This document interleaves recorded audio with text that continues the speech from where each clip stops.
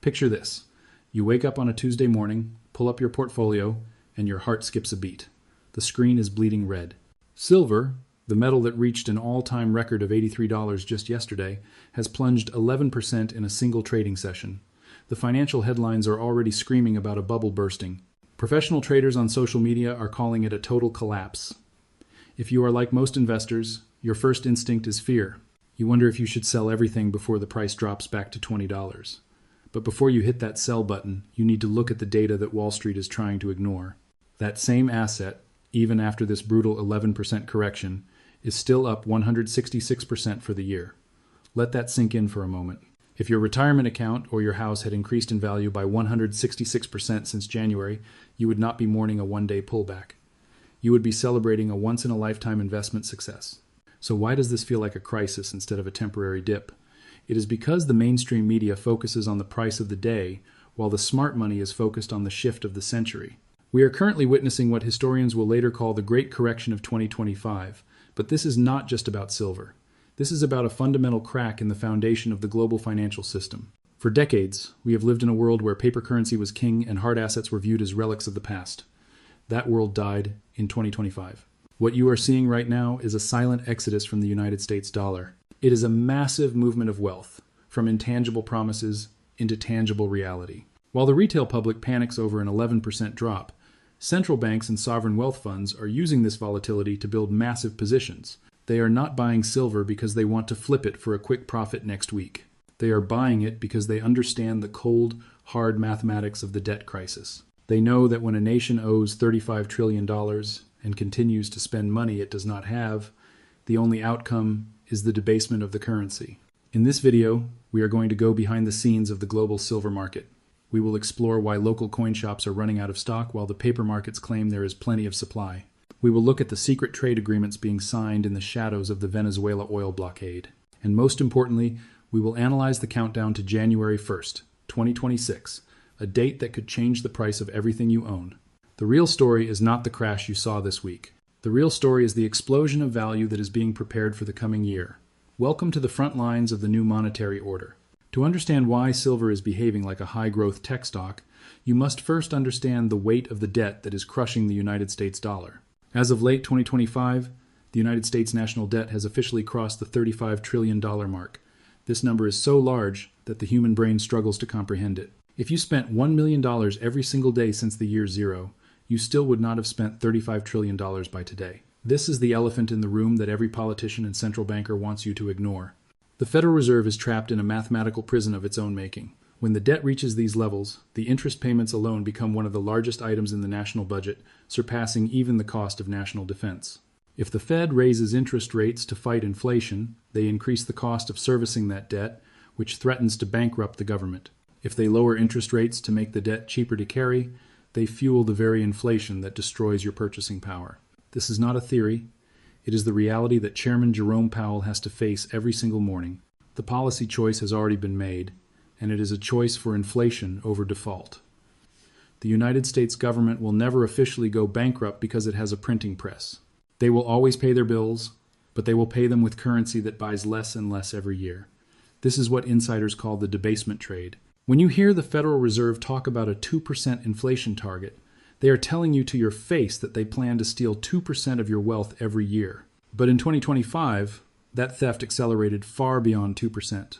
While your bank account pays you a fraction of a percent in interest, the actual cost of living is rising at a pace that is hard to track. This is why institutional money is flowing into silver. Unlike the dollar, silver cannot be created by a keystroke at the Federal Reserve. It requires heavy machinery, thousands of man-hours, and massive energy consumption to produce. Silver is the ultimate form of honest money because its supply is dictated by the laws of physics, not the whims of politicians. Consider the recent actions of the Treasury Department. To fund the massive deficit spending, they have been issuing record amounts of new debt. But who is buying it? Traditionally, foreign nations like China and Japan were the biggest buyers of American debt. Now, they are selling. They are looking at the $35 trillion clock and deciding that they would rather own something tangible. Every time a foreign central bank sells a treasury bond and buys a bar of silver or gold, they are sending a clear signal. They are betting against the paper and betting on the metal. You are watching the end of a 100-year era of dollar dominance, and the numbers on that debt clock are the countdown to a new financial reality. In late 2025, the geopolitical landscape shifted violently when President Trump announced a full oil blockade on Venezuela. On the surface, this looked like a standard foreign policy move aimed at a regime in South America. But for the global financial markets, it was the equivalent of throwing a grenade into a gasoline station. To understand why silver responded so aggressively to this news, you have to understand how the global dollar system, often called the petrodollar, actually functions. Since the 1970s, the world has traded oil almost exclusively in United States dollars. This created a permanent global demand for our currency. If a country wanted to buy energy, they had to hold dollars first. But when the United States uses a blockade or sanctions to cut off a major producer like Venezuela, we are doing more than just punishing a government. We are forcing that nation and its customers to find a way to survive outside of the dollar system. Venezuela still needs to sell its oil to survive. Nations like China and India still need to buy that oil to power their industries. If they cannot use dollars because of the blockade, they will use something else. According to recent data from the Bank for International Settlements, alternative settlement systems have grown by over 400% since 2020. This is not a small, fringe movement. This is the birth of a parallel financial universe. When countries trade oil for non-dollar assets, they often use gold or silver as the final bridge to settle the balance. They need a neutral, physical asset that has no political ties and cannot be frozen by a central bank in Washington. This is exactly why silver is being pulled off the market in such massive quantities. It is becoming a tool for international trade settlement in a world where the dollar is increasingly being weaponized. Think about the math of a blockade. By removing Venezuelan oil from the official dollar market, you reduce the total number of transactions that require dollars. At the same time, you increase the desperation of nations to find hard assets that can bypass the blockade. Silver, because it is more affordable and has higher industrial utility than gold, has become the preferred vehicle for this shadow trade. While the financial news was busy talking about human rights and regime change, the institutional desks in Shanghai and Dubai were busy buying every ounce of physical silver they could find. They recognized that every new sanction and every new blockade is another nail in the coffin of dollar hegemony. We are moving toward a multipolar world where energy and metals are more important than treasury bills. The Venezuela blockade was the catalyst that proved the old system is broken. It showed the world that if you rely on the dollar, your entire economy can be turned off with a single executive order. The response from the rest of the world has been loud and clear. They are trading their paper for silver, ensuring that no matter what happens in the halls of power, their wealth remains tangible and mobile. While American retail investors were distracted by the daily fluctuations of the stock market, the second largest economy in the world was executing a master plan. China is no longer just buying silver for jewelry or to manufacture solar panels. They are treating it as a strategic reserve, a fundamental pillar of their national security. To understand the scale of what is happening, you have to look past the official reports and into the actual movement of physical metal across the globe. In 2025, the Shanghai Gold Exchange saw record-breaking withdrawal numbers for silver. We are talking about hundreds of millions of ounces leaving the exchange and moving into private and state-controlled vaults. This is what experts call the Great Migration of Metal from West to East. For decades, the West has set the price of silver through paper contracts on the COMEX in New York. But China has realized that he who holds the physical metal eventually sets the price. They are systematically draining the available supply from Western markets to ensure that they control the resources of the future. This is not just about hoarding. It is about a hedge against the end of the dollar era. Chinese leadership has been very clear about their goal to internationalize the yuan and reduce their dependence on the United States financial system. By backing their trade and their currency with massive reserves of physical silver and gold, they are creating a foundation of trust that paper currency alone cannot provide. Think about the pop quiz we mentioned earlier. What happens to the value of an asset when a nation of 1.4 billion people decides it is a high-priority strategic alternative to the dollar? The answer is a permanent upward pressure on price that no temporary correction can stop. Furthermore, China is the world leader in green technology. They produce the vast majority of the world's solar panels and electric vehicle batteries. Every one of those products requires silver. By hoarding the metal now, they are not just protecting their currency, they are protecting their industrial dominance. They are ensuring that even if global supply chains fracture, their factories will keep running while the rest of the world struggles to find raw materials. According to customs data from 2025, China's silver imports have surged even as prices hit record highs. This is the definition of aggressive accumulation. When a buyer of that size does not care about the price and only cares about the quantity, it tells you that they expect the future price to be significantly higher. They are seeing a world where silver is not just a commodity, but a weapon of economic warfare. While the average investor in the West is worried about an 11% dip, the central planners in Beijing are looking at a 10-year horizon. They are positioning themselves for a world where the dollar no longer wins every trade, and they are using silver to build the bridge to that new reality. If you want to know the true value of silver, do not look at the glowing numbers on a computer screen. Instead, walk into a local coin shop in any major city. What you will find there is a reality that contradicts everything Wall Street is telling you. In 2025, the disconnect between the paper price and the physical price reached a breaking point. While the news headlines focus on the spot price, which is the price of paper contracts traded in New York, the people actually buying and selling metal are living in a completely different world. According to the United States Mint, American Silver Eagle sales broke every existing record in 2025. Demand has outpaced supply for 5 consecutive years. Think about that. We are not talking about a temporary surge or a passing fad. We are talking about half a decade where more people wanted to buy silver than miners could pull out of the ground. When you walk into a dealer today with cash in hand, the spot price is nothing more than a fantasy. If silver is quoted at $75 on the exchange, you might find yourself paying $82 or even $85 for a single-ounce coin. This difference is called the premium, and it has blown out to levels we have not seen since the 1980s. In a normal market, the premium covers the cost of minting and a small profit for the dealer.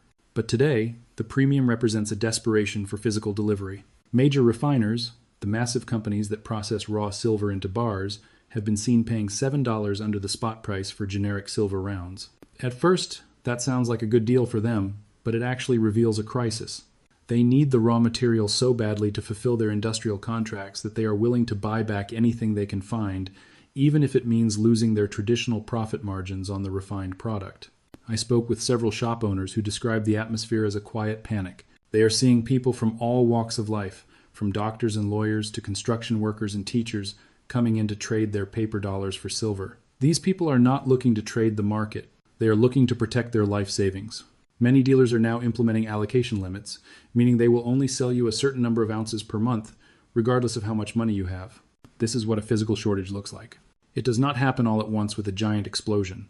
It happens slowly, then suddenly, through delivery delays and widening spreads. When you can no longer buy an asset at its quoted price, that price has lost its meaning. We are witnessing the death of the paper price discovery mechanism.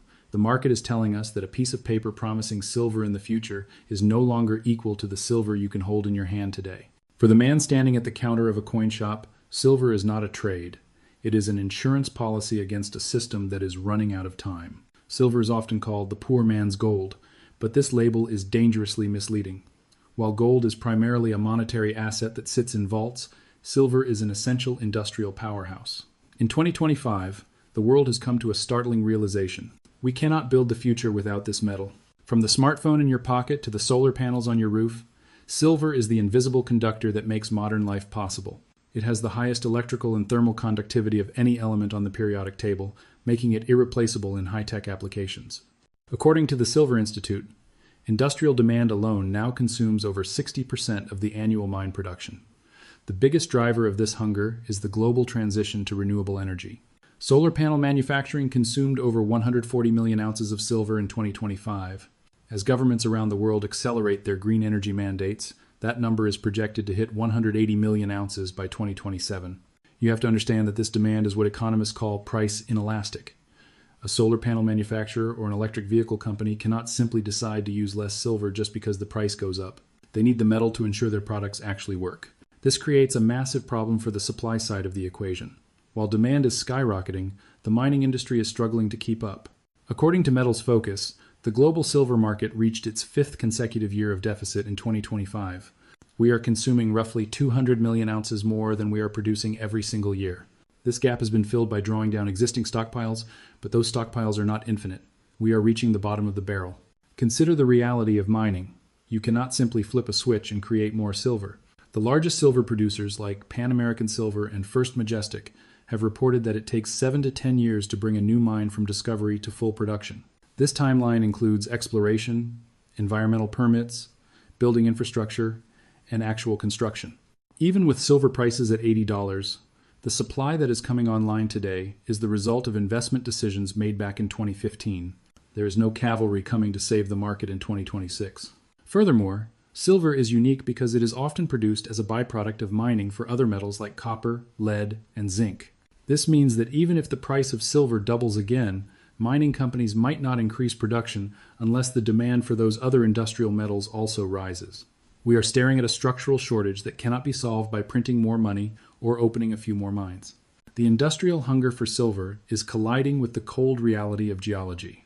As we move into 2026, the competition between industrial manufacturers and monetary investors for every available ounce of silver is going to become a fight for survival. For months, the market has been hearing rumors of tightening supplies, but on January 1st, those rumors become law. The Chinese Ministry of Commerce has announced that starting in 2026, any company wishing to export silver or antimony must obtain a formal government license. To qualify for these licenses, firms must meet incredibly high standards, including a minimum annual production of 80 tons of silver and a credit line of at least $30 million. These requirements effectively eliminate small and medium-sized exporters, consolidating the entire supply chain under a few state-sanctioned giants. This is a massive shift in global trade. China currently controls approximately 60 to 70% of the global silver supply and nearly 80% of the world's antimony processing capacity. Antimony might not be a household name, but it is a critical mineral for defense, energy, and electronics. It is used in everything from flame retardants and lead-acid batteries to semiconductors and military munitions. By restricting the export of these materials, Beijing is sending a clear message. They are prioritizing their own domestic industrial base and their national security over the needs of the global market. The timing could not be worse for the West. As we discussed earlier, the global silver market is already in its fifth consecutive year of a structural deficit. According to recent data, the world is facing a shortfall of between 100 million and 250 million ounces. When you take the largest supplier out of the equation, or even just slow down their deliveries through a complex licensing system, you turn a tight market into an absolute crisis. Imagine a factory in Europe or the United States that relies on just-in-time inventory. They typically carry only 30 to 45 days of raw material on hand. By February or March of 2026, these companies will hit a wall. Western manufacturers will face a brutal choice: pay whatever price the few remaining suppliers demand, or shut down their production lines. This is exactly how a supply shock triggers a vertical price move. We saw a preview of this in previous years with rare earth metals, where prices spiked by 500 or 600% in a matter of months. But silver is even more critical because it sits at the intersection of the monetary system and the industrial world. It is both a financial hedge and a technological necessity. As we cross the threshold into 2026, the buffer of existing stockpiles in London and New York is almost gone. COMEX inventories have dropped 70% since 2020, and Shanghai premiums are already trading at $80 per ounce, far above the paper price in the West. The January 1st deadline is the moment of truth. It is the day the world realizes that the era of cheap, abundant industrial metals is over. The smart money is not waiting for the calendar to turn. They are positioning themselves now because they know that once the deadline passes, the price of entry will be much, much higher. For decades, the COMEX has operated on a fractional reserve system. It is a world where for every 1 ounce of physical silver in the vault, there are hundreds of paper claims. In late 2025, this paper-to-physical ratio reached a staggering 356 to 1. This means that if even a small fraction of paper contract holders suddenly decided they wanted actual delivery of their metal, the entire exchange would collapse instantly. There simply is not enough silver in the world to satisfy the paper promises made by the big banks. The warning signs are everywhere. According to official CME Group reports, registered silver inventories, the silver that is actually available to satisfy delivery notices, have plummeted by 70% since 2020. We are down to roughly 113 million ounces, a figure that sounds large until you realize it is less than 10% of the annual global demand. In December of 2025, a physical vault drain emergency was triggered when over 60% of all registered silver was claimed for delivery in just 4 trading days. This is the definition of a run on the bank, but instead of cash, the depositors are demanding bars of silver. The exchange is fighting back with everything it has. On December 29th, the CME Group took the drastic step of raising margin requirements by $3,000 per contract. This was a deliberate circuit breaker designed to force smaller traders out of the market and stop the vertical price move. They are trying to protect the short sellers, the massive bullion banks that have bet against silver for years. But when you raise margins while inventories are hitting record lows, you are not solving the problem. You are only delaying the inevitable. The market has entered what traders call backwardation, a rare and dangerous state where the price for immediate delivery is higher than the price for delivery in the future. This is a red alert signal that the market is starving for physical metal right now. Imagine you are a major industrial user, like a semiconductor firm or a solar panel manufacturer. You have relied on these paper contracts to hedge your costs for years. But now, you see the inventories vanishing. You see the delivery delays stretching from days into weeks. You hear rumors of technical failures at the data centers preventing trades.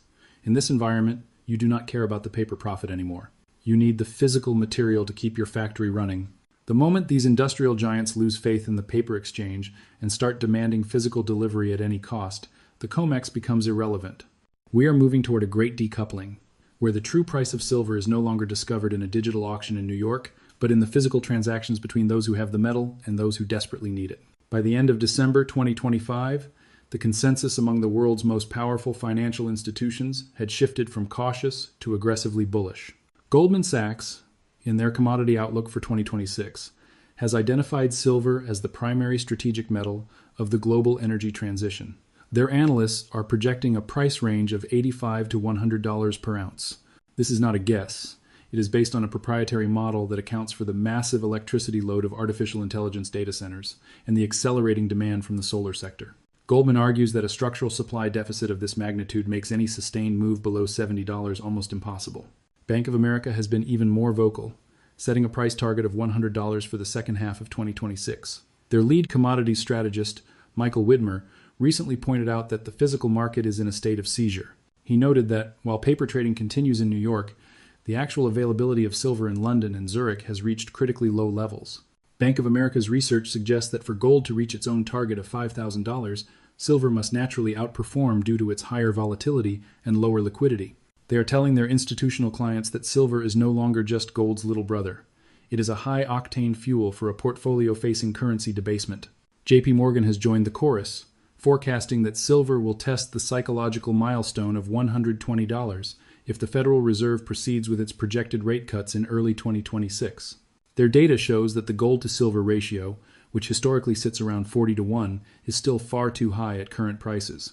A return to the historical average, while gold is trading near record highs, would mathematically push silver into triple digits.